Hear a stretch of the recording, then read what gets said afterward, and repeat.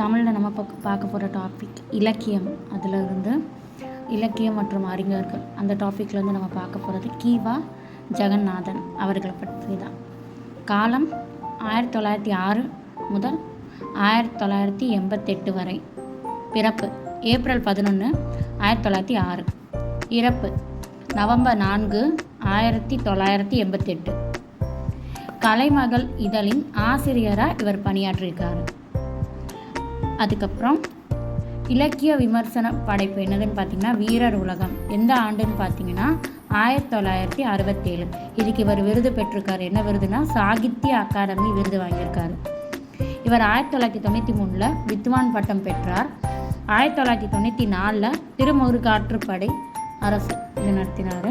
அதுக்கப்புறமா 1951 வாகிச கலாநிதி.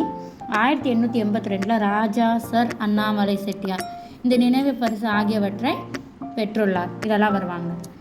அடுத்து எழுதிய நூல்கள் என்னென்னு பார்த்தீங்கன்னா அதிகமான் நெடுமான் அஞ்சி, அதிசய பெண், அமுத இலக்கிய கதைகள், அறப்போர் சங்கநூர் காட்சிகள், அப்புறம் அன்பின் உருவம், அப்பர் தேவார அமுது, அபிராமி அந்தாதி, அழியா அழகு, அருந்தந்தி.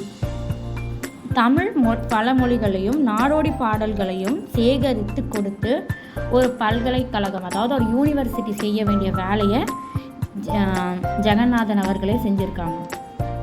ஒரு பல்கலைக்கழகம் செய்யும் பணியை தனி ஒருவராக செய்து தமிழ் தொண்டு புரிந்தவர் தான் இந்த கி.வா. ஜெகநாதன் அவர்கள்.